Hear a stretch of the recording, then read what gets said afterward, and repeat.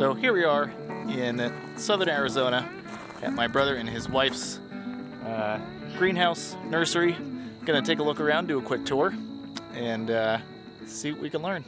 So this is my brother Dan, no resemblance whatsoever, and we are gonna see what we got here. So yeah, you guys just set this up pretty recently. Yep. And so what do you have for the frame here? How did you kind of make the frame? We used 3/4 inch metal conduit, such as one would use for electrical wiring, and then welded to it a frame of 1 inch square tubing, and that forms the structure. And we've got a ridge pole that goes all the way the length of the greenhouse, and then a couple of purlins down each side as structural support.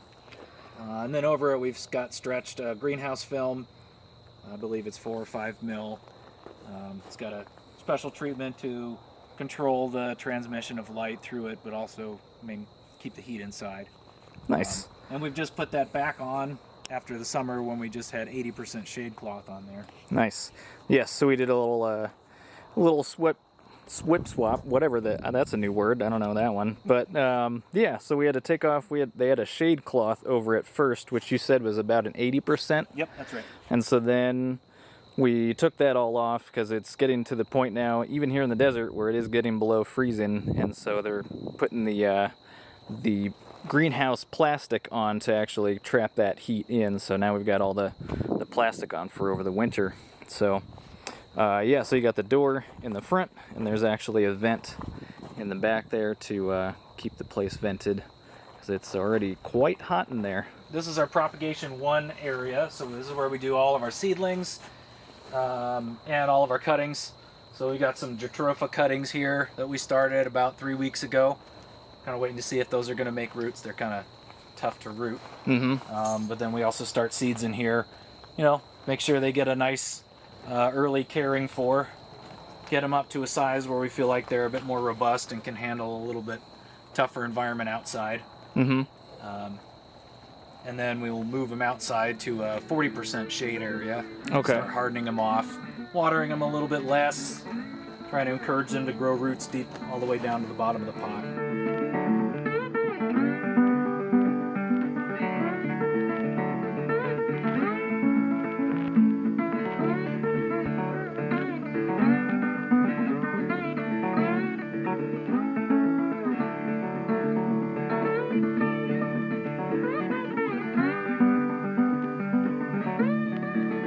So then this other greenhouse back here is where we got more of the garden veggies, all the stuff for consumption. Also, so this is a little bit lighter cloth. You know about what shade cloth this is here? I think this is another 40% back here. Okay. And then there's maybe some 50 around the sides.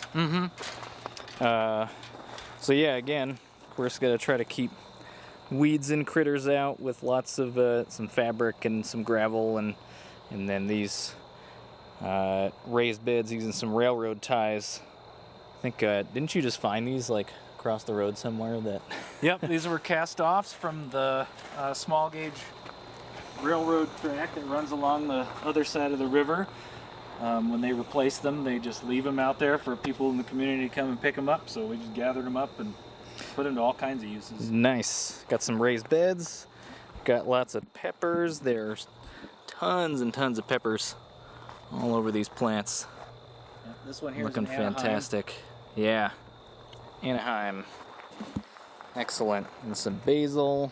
This is a bell pepper, believe it or not. Kind of long peppers. Some sweet potato. Oh yeah. Some potato. And there's some ginger tucked in there as well. Some tiny basil. Sweet. This is gorgeous. Nice homemade compost tumbler there. Sweet. So you got some strawberries growing in a bathtub here? Yeah, that started. We've grown all kinds of things in these cast iron bathtubs, and we seem to be able to grow strawberries pretty well at this spot. Nice. So everywhere we put them, they end up like this, where they really take over the container, and They look great. they're sending their stolons out. So we'll be cutting those off, trying to root them, trying to find friends, neighbors, family members to pass them off to.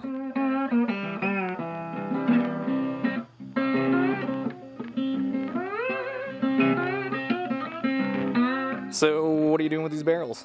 This is going to be part of our rainwater harvesting system. I'll flip these guys all over, plumb them all in series, and then get them up on top of a couple of courses of these cinder blocks.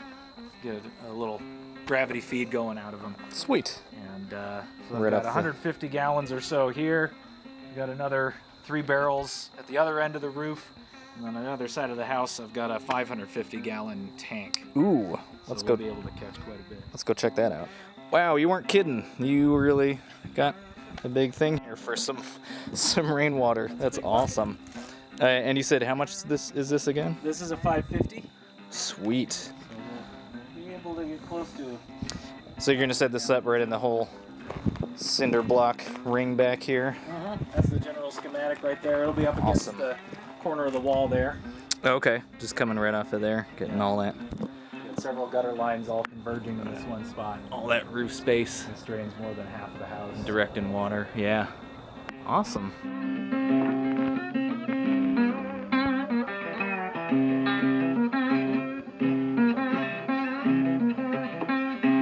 You can see the cold temperatures we had last night started to get to eggplant a little, but otherwise they look real good.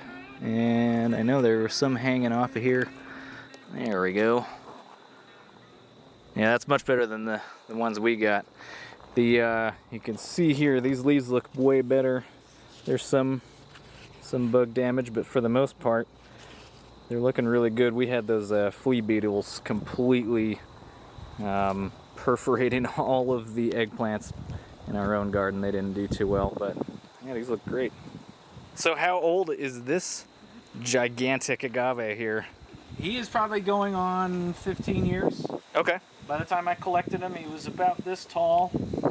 And I have pictures from 2011 when I planted him in this spot, right when he was that size. Mm-hmm. And so he's really taken off. Oh yeah. And we're really fortunate to have him, because usually these guys get eaten by gophers around here. Yeah. Gophers just treat them like a delicacy. I know it's hard to tell, but I'd say this thing is at least probably 9-10 feet tall. He's pretty big. And you got a whole bunch of stuff in containers up here along the front. Yeah, all these delectable morsels we have to keep in pots, because our underground herbivores are voracious.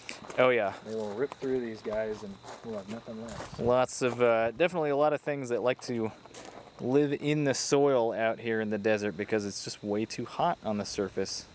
Dig down a little bit, stay cool, and find some plant roots to munch on.